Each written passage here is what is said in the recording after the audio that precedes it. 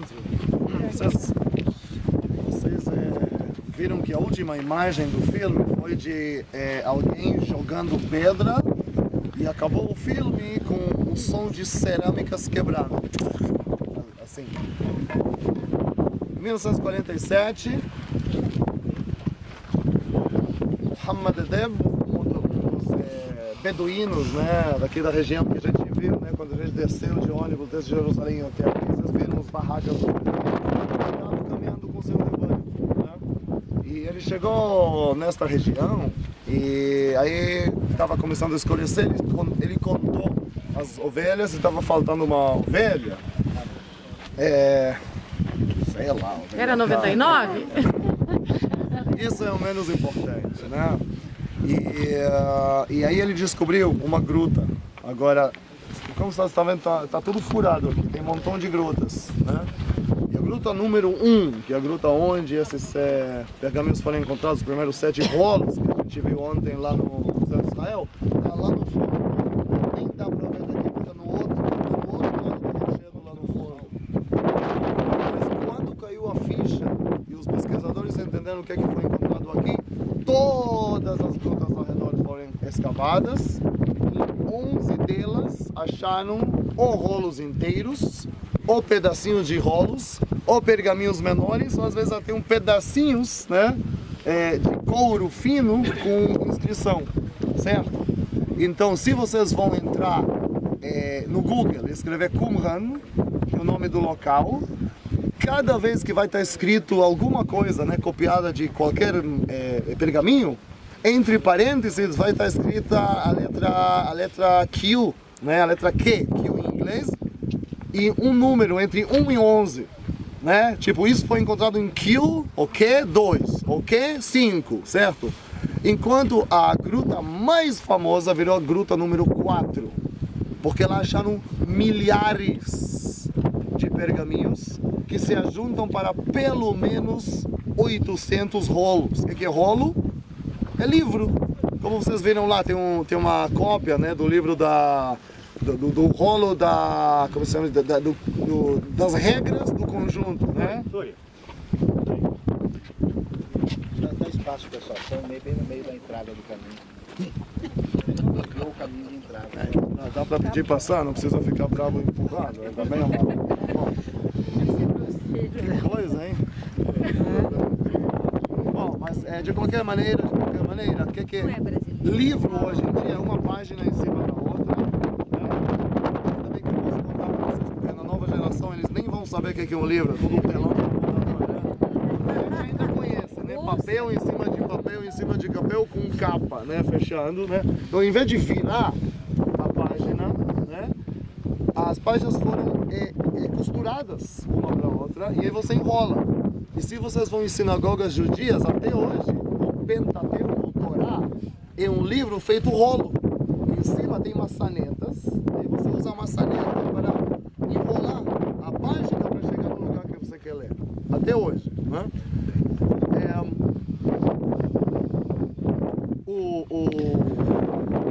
filme acaba com o beduíno então, jogando a pedra, né, para descobrir gruta número 1. A gruta número 1 a gente não vai conhecer, a gente sim vai conhecer daqui a pouco. Daqui a pouco gruta número 4, que era provavelmente o arquivo daqueles essênios do grupo Yahweh.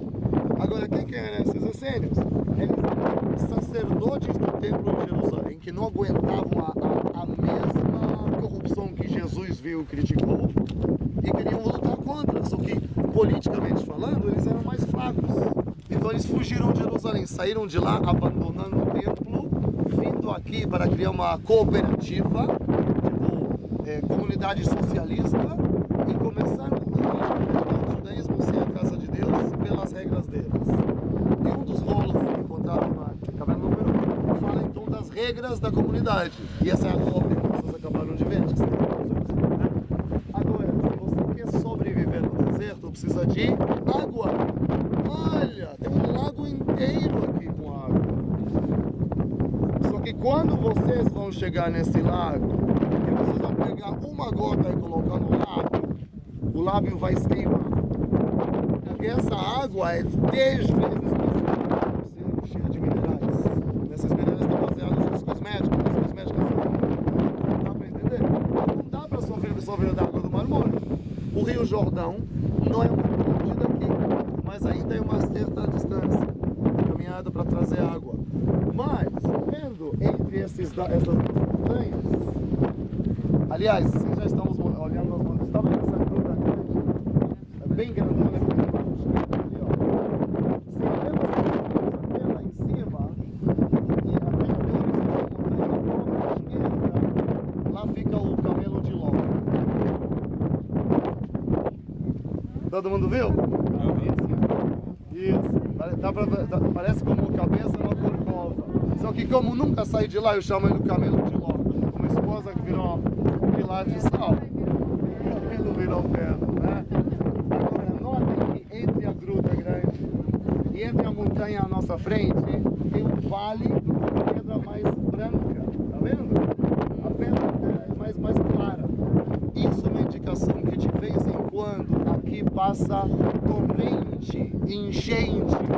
Você pode passear aqui em céu azul, não tem nuvens, maravilhoso, mas lá em cima de Jerusalém chove pra caramba. Aí a água começa a penetrar na terra, a água da chuva.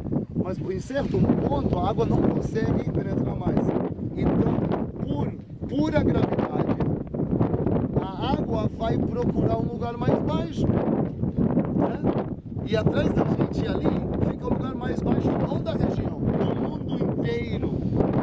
Então você pode passear aqui, céu azul maravilhoso, de repente as montanhas começam a cair cascadas, trazendo água marrom de cor, por causa que carrega a terra de erosão. Aí tem duas opções: ou que você deixa a água cair e chegar e colocar lá no mar morto, ou você coloca uma represa, não deixa a água chegar até lá, mas desvia a água para encher cisternas, banhos rituais, piscinas, tudo que é a sua necessidade. De vez em quando tem torrente assim, você aproveita a água do torrente, né? Tudo que é terra de erosão afunda, você fica com água doce. Né? Assim que a água pode encher um banho ritual, tipo esse aqui, e também pode continuar indo junto com o aqueduto. Vamos seguir o aqueduto.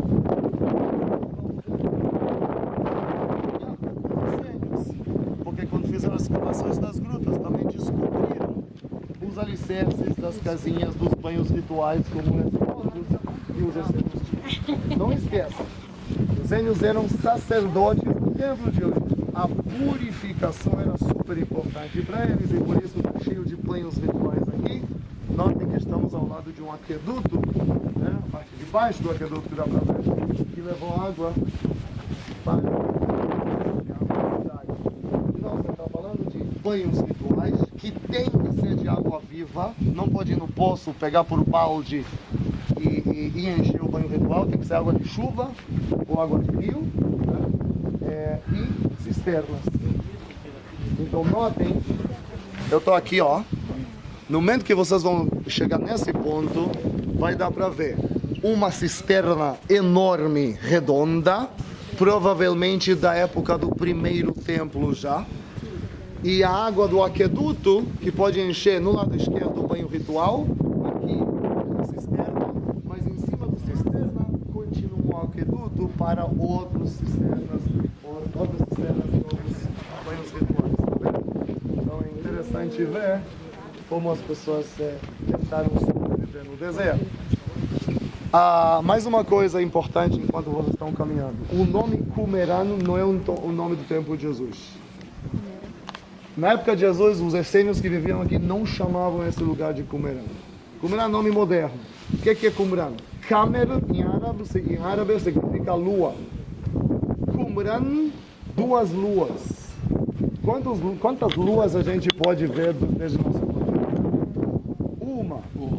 Mas se você é beduíno, está andando de noite com sua namorada lá nas montanhas, você senta no cume da montanha, observando a lua no céu, e de repente o reflexo da lua, você vê duas luas, uma em cima e uma embaixo. Então os beduínos inventaram o nome Qumran. Nós temos uma lista no livro do Josué, né? Quando fala da terra que tem que conquistar, tem 6 cidades entre Jericó, e Engedi, onde a gente vai visitar depois na hora do almoço. A cidade próxima a Jericó é Beit Aravá, se não me engano, aí vem uma chamada Sechachá, ou Secacá, se você traduz para outra língua, provavelmente estamos em Secacá. Esse sistema aqui ainda dá para ver as camadas diferentes de reboco para não deixar a água penetrar na rocha, né? Provavelmente é da época do primeiro templo, talvez até da época de Josué. Quer dizer, quando os essênios chegaram de Josué em cá, já existia aqui. Eles só desenvolveram o que já existia. Então vamos seguir um pouquinho mais o aqueduto. E continuava a levar água para outros sistemas. Então, tem aqui embaixo, né, tem uma indicação de kiln, né, tipo forno, coisas de cerâmica, né, pratos.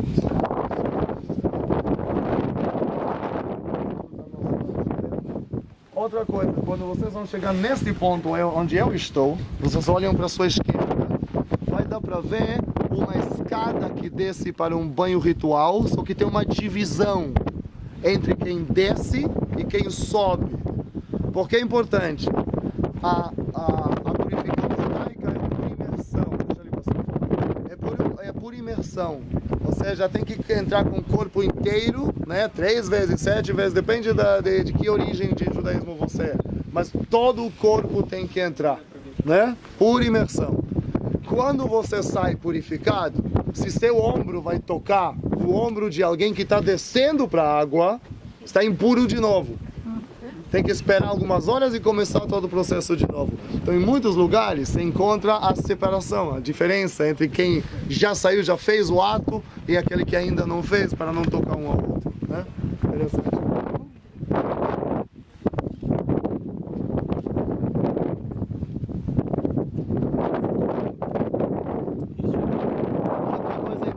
Gostaria que vocês prestem atenção é que tem uma janela aqui, tem umas degraus descendo para talvez um banho ritual encostado uma cisterna, que dá para ver a grossura das camadas de reboco, né, para evitar a água de que descer. Claro que vocês, na sua imaginação, têm que construir mais paredes acima dos diferentes cisternas e colocar um teto em cima.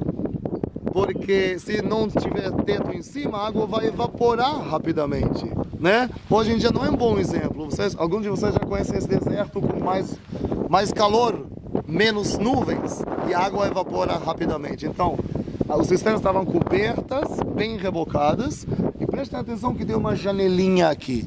Imagina que aqui tinha uma piscina pequena, e aqui ao lado outra. A lei judaica diz que banho ritual tem que ser de água viva, de água corrente, né, fluente, tem que ser água de chuva, água de rio. Eu posso falar para vocês, posso sugerir que João Batista, que era de família sacerdotal, né, conheceu bem o mikve, né, o banho ritual, né, e sabia direitinho que a água tem que ser água viva. E ele foi lá para o Rio Jordão porque é água viva, né? Dá para dizer que há conexão entre o banho ritual judeu e o batismo lá no Rio Jordão, né? Porque é a mesma coisa, tem que ser água viva.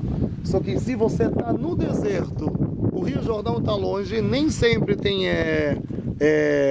torrente. Como você supera esse problema de falta de água que não tem em Jerusalém, que lá chove mais? Aí inventaram um jeito de guardar água ou aqui ou ali, né? Água de chuva que veio pelo aqueduto que você não toca mais. Você só deixa. E quando você quer encher seu banho ritual, né? Porque a água já está suja e tal, você tira a água por baldes, né? Usa para agricultura, sei lá o que.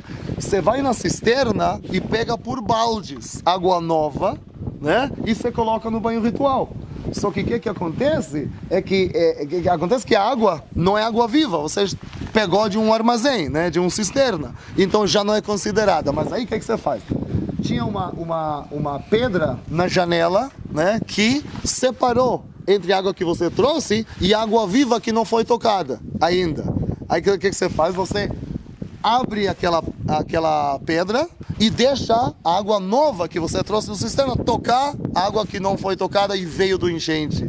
E esse momento que a água toca uma outra, isso tipo purifica a água que você trouxe por baldes para ser igual água corrente. Dá para entender? É tipo superar um problema desse jeito e dá para ver nessa janela. O artifício. Jeito de sobreviver no deserto e ainda seguir as regras.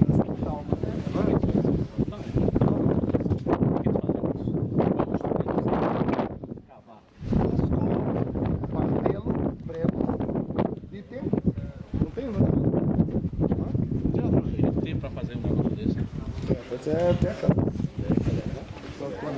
Só vem para aqui, não vem de um dia para o outro.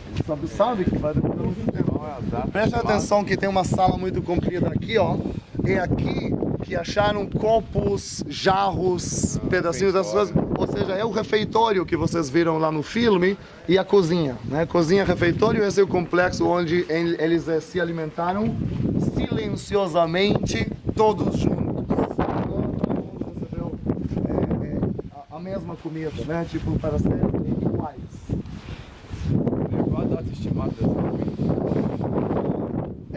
A maioria do que a gente pode ver é primeiro século antes de Cristo para segundo século depois de Cristo.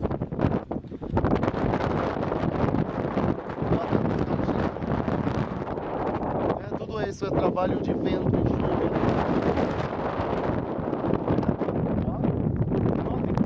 Esquerdo tem um espaço bem grandão aqui, acharam mais que 100 mil caroços de tâmara. As pessoas que vieram aqui tinham que viver de alguma coisa, vender alguma coisa. Você não pode viver só de escrever pergaminhos que você não vende, né?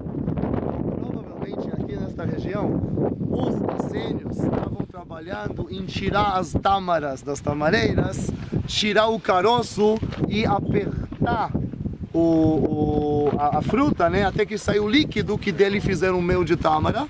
Isso eles venderam em Jericó, em Jerusalém, em Belém, né, para ter uma renda, para ganhar um dinheiro, né, sustentar a comunidade, certo? Então, aqui. E agora estamos chegando ao ponto da gruta número 4, a gruta que ficou a mais famosa, porque lá acharam a maioria dos pergaminhos. Era provavelmente o arquivo secreto escondido da comunidade.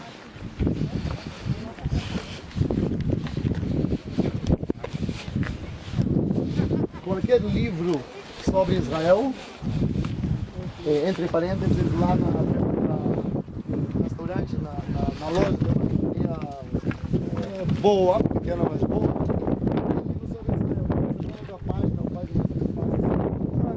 Sempre tem uma foto dessa abertura aqui, não no rochedo do mar, mas nas colinas claras onde estamos pisando. Nossa frente dá para ver a parte de cima que caiu, né? E uma das entradas, tinha duas entradas de número 4. Aqui à sua frente, essa abertura. Como que eles chegavam até aqui? Como eles chegavam? Esse é exatamente o fato que tantos pergaminhos foram escondidos lá. Quer dizer que eles escolheram um lugar com acesso difícil, né? Dizendo, sabe que no ano 66 depois de Cristo começa a revolta dos judeus contra os romanos. Tito e seu pai, Vespasiano estão aproximando. Os essênios sabem que pode ser que eles também sejam vítimas. Então o que é que eles fazem? Eles pegam todo o arquivo, escondem nas grutas ao redor e também nessa que é mais próxima, mas o acesso é difícil, dizendo os romanos não vão chegar até essas grutas. E quando vai acabar a guerra, a gente vai fugir daqui. Quando vai acabar a guerra, a gente vai voltar e tirar tudo e colocar na biblioteca, como sempre. Só que eles nunca tinham a chance de voltar. Estavam provavelmente mortos durante essa guerra dos judeus contra os romanos. E assim o secreto foi escondido quase 2000 anos nessas grutas com acesso difícil. Até que chegou aquele cara e jogou a primeira pedra. E aí todas as grutas foram reencontradas. Essa guerra é aquela guerra dos anos 70? Não, Sim, a guerra é a revolta dos judeus contra os essênios, contra os romanos. Começa no ano 66 depois de Cristo, acaba com a destruição de Jerusalém no ano 70 depois de Cristo e acaba formalmente e totalmente no ano 73 depois de Cristo, em um lugar chamado Masada, que nós vamos visitar terça-feira.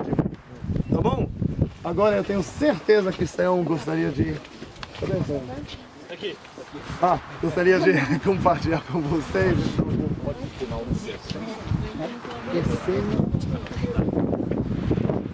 Quantidade de essênio? Olha, aqui nesse lugar, a arqueologia prova que nunca eram mais que 500 não mais que 500.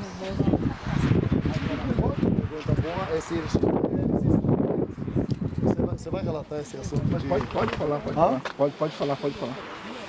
A pesquisa no começo falou que eram tipo que nem monges judeus. Sim. Só tinham homens. Mas aí ela veio perguntar, então, se eles têm uma ideologia nova, diferente, né? Que fala de judaísmo sem o templo, por exemplo, né? Só para vocês entenderem, esse grupo pequeno de nunca mais que 500 pessoas influiu o judaísmo e o cristianismo só nascido. E essa talvez é a importância, não da parte do texto bíblico, mas das ideologias diferentes. Tem muita coisa em comum com Paulo, né, com as cartas de Paulo, por exemplo. Porque na época era o cristianismo só nascido, né, que nasceu do judaísmo. E esses essênios, no olhar do judaísmo em geral, eram tipo, que nem duas, entre aspas, seitas. Sectários, exatamente. Então eles tinham muita coisa em comum. Sim. Agora, como eles vão espalhar a ideologia se não tem filhos, né? Sim. Agora, lá no fundo onde dá para ver essas plantas secas, lá tem um cemitério. Sim. Acharam esqueletos. E entre os esqueletos, acharam esqueletos também de mulheres. Aí vem a pergunta. E objetos femininos também. Objetos femininos, mas também de ossos que dá para identificar. Aí você fala, mas para aí, se pensamos que só tem homens, o que estão fazendo essas mulheres aqui? Aí tem duas atitudes. Uma que diz que eles precisavam, né, de ajuda de mulheres, né, no tipo monastério deles, né, para fazer comida, talvez, para ensinar coisas que homens não sabem fazer, sei lá. A outra diz, não, eles eram casados. E a pesquisa hoje fala que os essênios, não somente aqui, em outras comunidades de essênios, eles estavam divididos em dois. Haviam monges, né, como na igreja católica, tem monges, né, e tem pessoas que são membros da igreja, mas são casados. Né? Assim que tinha isso e aquilo. Né? Mas, de novo, a pesquisa continua, o debate sempre continua, a gente não sabe exatamente. Tem professores que vão falar isso, outros que vão falar aquilo, né? E cada escavação nova vai revelar uma coisa, assim, eles tinham certeza ou outros, né? É mais ou menos isso que... Por favor. Eu só queria fechar aqui para a gente entender um detalhe importante. Acho que não precisa. Você precisa de um microfone, gente? Acho que dá para ouvir bem. Só para a gente fazer um desfecho, a gente ouviu bastante, aprendeu sobre os manuscritos, mas a gente teve a oportunidade de levar o Dr. Adolfo Reutemann para o Brasil, que é o responsável pelos manuscritos do Mar Morto, e ele disse uma coisa muito interessante, que parece fazer muito sentido. Você lembra que Jesus disse, né? Vocês ouviram o que foi dito aos antigos, amarás o teu próximo e odiarás o teu inimigo? Pergunto, quem são os antigos? Primeira ideia, Jesus está falando da lei de Moisés. Mas a lei de Moisés não diz isso. Pelo contrário, diz que se você vê o jumento que pertence ao seu inimigo caído, você deve levantá-lo. Não existe esse tipo de orientação como lei propriamente dita. Então ele sugeriu, é possível que Jesus está reagindo a outros tipos de encaminhamentos, de pensamento, de ideias, como de Qumran. Porque esse pessoal de Qumran, vocês viram que eles eram ritualistas, né? Filhos da luz contra os filhos das trevas. Eles estavam decepcionados com a religião institucionalizada pela sua corrupção, relação lá com os romanos, abandonaram o templo de Jerusalém e vieram fazer o seu grupo de pessoas que se entendiam como mais sérias e mais puras. Então, não só é importante a preservação dos manuscritos, é importante a gente poder fazer o que existe hoje, que é chamado trabalho de crítica textual, quando se comparam os manuscritos para chegar mais perto daquilo que foi o texto primeiro que gerou, né, toda o impacto na comunidade da fé. Mas quando a gente entende isso, a gente entende o cenário, o ambiente que teria levado certos textos a serem não só ditos, como também escritos. E uma coisa que a gente precisa entender é que no jeito bíblico judaico de viver, antes, a gente teve o famoso fenômeno da profecia. Os profetas vinham e eles repreendiam os reis e outras pessoas importantes, trazendo a palavra divina. Só que a profecia, ela tinha sempre que tipo de atitude? Uma atitude de que se você se arrepende e muda de caminho, Deus perdoa. Ela tem uma palavra, um oráculo, e o profeta sempre espera que o povo reaja. Só que depois da profecia tem uma mudança de cenário que vai chegar numa coisa que a gente acha que é igual a profecia, que não é, que é a literatura apocalíptica. E nesse ambiente que a gente está, a chegada do primeiro século, essa ideia de que você encontra pessoas que dizem, olha, não tem mais o que fazer, o fim do mundo já está aí, existe aqueles que estão do lado de Deus e os que não estão, e na literatura apocalíptica não tem mais chamada ao pessoal para a coisa mudar. A história está definida, tem uma visão, um quadro definitivo, e essa realidade é assim. Então esse ambiente está todo ligado com essa expectativa messiânica, com aquilo que vai ser o Apocalipse que a gente conhece, e de certa forma esse grupo, que é a seta, né, que desistiu da sociedade como tal, eles acabaram entrando nesse viés de gente com um perfil mais apocalíptico. O famoso Humberto Eco escreveu um livro interessante chamado Apocalípticos Integrados. E por que eu estou dizendo isso? Porque a gente tem que tomar cuidado com a nossa espiritualidade.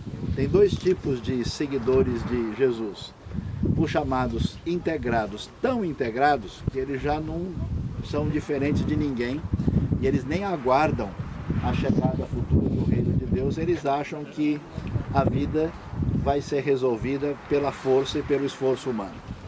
E a gente tem o pessoal que é apocalíptico, o pessoal não tem mais o que fazer, o mundo já era, a gente tem que ficar cada um no seu canto, fazer o seu gueto evangélico e esperar Cristo voltar.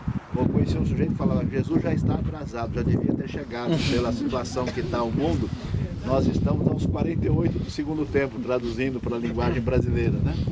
Então, se a nossa espiritualidade era saudável, ela precisa ser equilibrada.